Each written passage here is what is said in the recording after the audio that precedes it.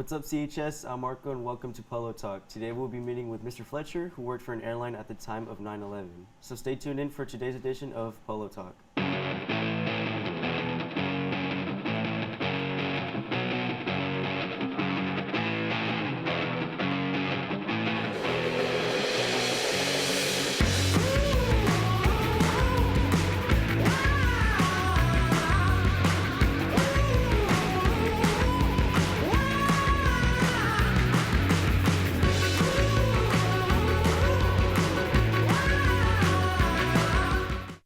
Back, everyone. We'll be kicking off the show with Polo Talk, the interview portion of our show. First, I would like to welcome and thank our guest, Mr. Fletcher. So how are you doing this morning, Mr. Fletcher? I'm doing great. How are you? I'm good. And so just introduce yourself. Okay. My name is Mr. Fletcher. Everybody knows me by Fletch. Formerly at Pete, and now I'm here at Conroe High teaching Earth and Space Science. Okay, so what airline did you work for at the time? I worked for Houston-based Continental Airlines that is now merged with United Airlines. And did this affect your work environment? If it did, how so? 9/11 affected our work environment almost immediately. From the moment we boarded up an aircraft that day to the time we evacuated the airport. So you were working on that day? I did. I was working at gate C14. We had just boarded Honolulu and closed the door for a 7:50 a.m. departure local time. And that was actually 4 minutes after the first aircraft hit the North Tower. Oh, that's bad. And how were your feelings about going into work after 9/11? It changed. First off, I never left work for the first 24 plus hours. We were all at the airport assisting customers and people. But that first day back was just very somber, and it changed forever. And have the events of 9/11 affect you still, like, to this day? Yes, to this day. In the classroom, I spend 9/11 just talking about that day. Many of you now were not born when 9/11 happened. And so it's important to always remember, and we promised that we would always remember. So I do my duty to tell people about the day because it is an emotional day. And what was your initial reaction to hearing the news? My initial reaction was I had just, like I said, closed up the Honolulu aircraft. It was dispatched. I waved to the captain. He was rolling back. I walked to the end of the jetway, and by the time I got to the end of the jetway, they said, "We need the jetway back on Honolulu." I didn't know why, maintenance, or was there a passenger issue. Opened the door and the flight attendant told me, "The captain's requesting to speak with you." And I went into the cockpit and I was listening to all the air traffic control and everybody talking to the captain about, "We've got an incident in New York. We're going to hold pattern here in Houston." And then within 10 minutes, we were told to deplane the aircraft, have everybody come off the aircraft. We didn't know why, but as we were exiting the jetway, CNN was live on all the TVs in the airports, and everybody watched the second aircraft hit the second tower at right after 9 o'clock. So it was, from that moment on, we were in survival mode. Get everybody safe, get everybody away from the aircrafts, and we literally dumped an entire airport onto what they call the U drive, where you get picked up and dropped off. Everybody off of every aircraft was out of the building within 40 minutes. Oh, wow. So sorry to hear that. It was a day. Well, we'll be right back. We will now take you to a quick commercial break.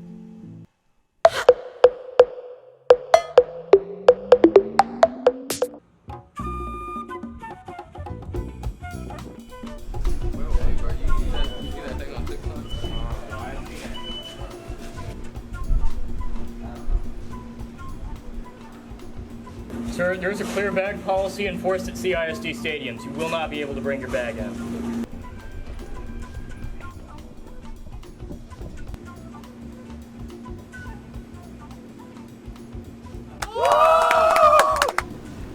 Hey, you can't loiter down here. No congregating under the stands. You either come here to watch the game or you can go home.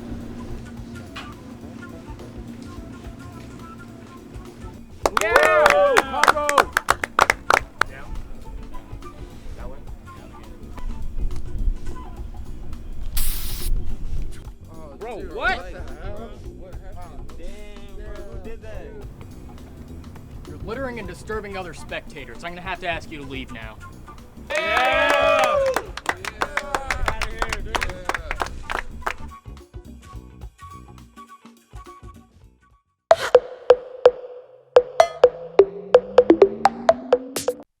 I hope you enjoyed our teacher interviews. Now we will check out all the things going on here at CHS. Hey, I'm here with Ms. Decker, and I'm going to ask her where she was on 9/11. So, Ms. Decker, where were you on 9/11? On 9/11, we were living in Memphis, Tennessee, and I was on my way to work. And I worked in corporate offices as a secretary. And the first thing I would do was read USA Today in the mornings, and that's when I found out about it. So, you found out on the TV or on On the internet. on the internet? Okay. Was the internet a big thing back then? It still was? Yes, it was. Okay. But yeah, it's super nice. Thank you so much. All right. I'm here with Coach Westbrooks. and Coach Westbrooks. Where were you at on 9/11? 9/11, I was in 7th grade. I was in class. We heard about it in we heard about it in junior high, and at this time we had TVs all in the room, so they was able to stop what we was doing, turn on the news, and it was very important. I stayed in Fort Polk, Louisiana, which is an Army base. So during that time, they shut down the whole Army base, and it was hard for people to get on the Army base. So it was just a big, important, historical time of the year, and it was difficult, and nobody knew what was going on or how close it was to us, but it was very scary. But I remember being in class and being sent home, and then come back to school for like a week.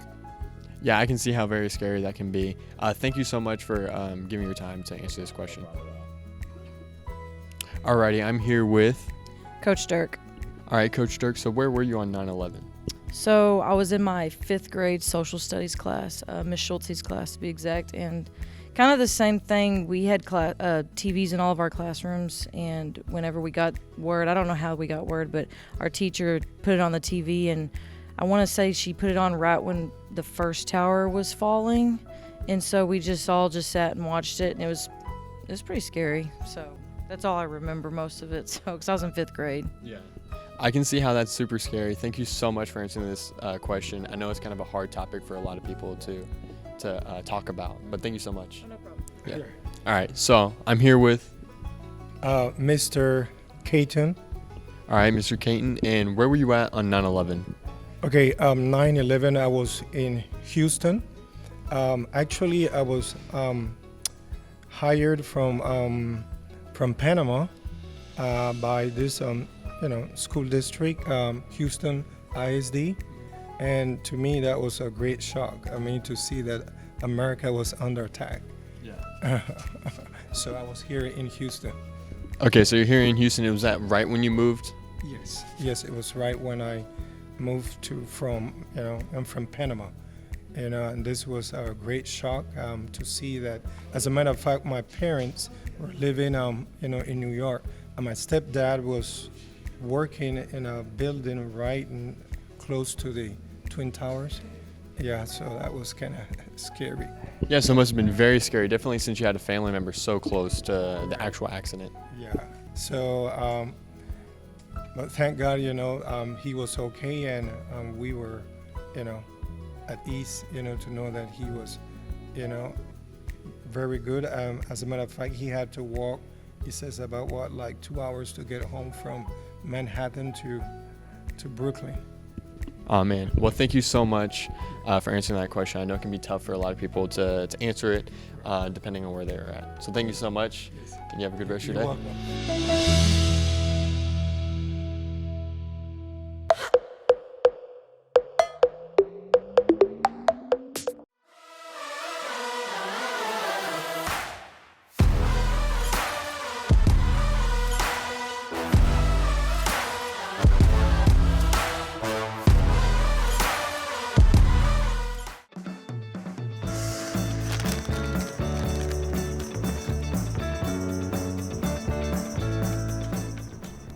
Dude, What? I don't want to sit here anymore. It's hot. What's so crowded and loud in the cafeteria? Why don't you guys go eat at the Pit Cafe? The what? Come on, I'll show y'all. Welcome to the Pig Cafe.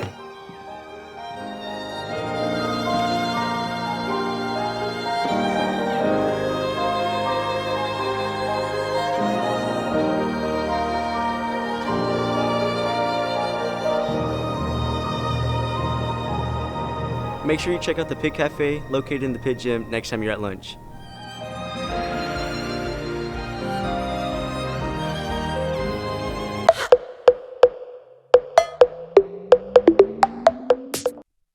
Welcome back to Polo Talk. Now we will just take a few more questions before we wrap up the show for today. So, what's the best and worst passenger story you have? Best story is former First Lady Barbara Bush is my favorite story, because every time she came to the airport, she would bring the agents and the flight attendants home-baked chocolate chip cookies. She was the most down-to-earth lady by far. My best story is with her. My worst stories and my worst experiences were always dealing with people who were not being respectful and just acting a fool. I've seen everything from drunk passengers to fights on an aircraft, people just acting like they don't care. And let's see. What were you doing when you heard the attacks, and what was your first thoughts? Well, when I first heard that we were under attack, at the time we weren't. It wasn't said that we were under attack, we just had a situation. My first thoughts were, wow, this is going to change things, because it's been infiltrated. The airline industry was infiltrated to be used as weapons. And my initial thought was, okay, we got to get everybody out. We got to be safe, because that's our training, is in safety. Everybody out of the airport, and then walking from terminal to terminal on ramp side, which is where the airplanes park, and seeing all of these huge aircraft just sitting parked. We could hear the wind blowing through the grass. We could hear crickets. You never heard those things at the airport. And it was just a very eerie feeling. So my day was like, it was traumatizing for a moment, but we made it through. Well, I mean, I understand that. And did you see a change in the country afterwards? Yes, for a brief moment there, we became a very patriotic country. Everybody was all about America. Together we stand, and we did. And I do believe as we get further away from those moments like 9/11 or in the past Pearl Harbor, we start to lose that sight a little bit of how great this country is. Well, that's a good note, at least. It's a very good note. And are there any personal stories or advice you would like to give anyone? Personal stories, being an old person, I have lots, but my advice to people is be respectful and be kind to people, because you never know if it's your last time to see that person. And 9/11 taught that to a lot of us, that when we shut those aircraft doors and we say goodbye to our loved ones, or we say goodbye to our crew, that could have been our last time to interact with them, like it was on 9/11 for so many. And how long did it take for everything to go back to normal in your day-to-day? Well, it was, I think, 6 days before we even had aircraft move.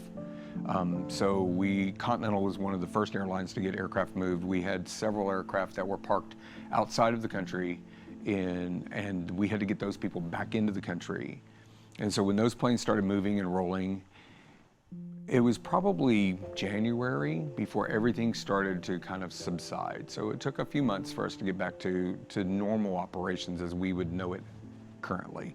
And it just took time for everybody emotionally, and the new procedures going through TSA. No, you couldn't carry water, you couldn't carry anything through. All of these new changes, much like here at Conroe High with the new IDs, it was a change, and it took time for everybody to get used to the new customs. And so the last question I have for you is, did you learn any important lessons from 9/11 that you take with you today? And would you like to share it with others? Sure. The one thing I took back from 9/11 is always be vigilant and be aware of your surroundings, because you never know when you're going to have to step up to action. Much like those passengers on board Flight 93, you have to do that. So I'm a big person about safety. I'm a big person when it comes to looking out for others. And if I see something, I say something, or I take safety measures into my own hands.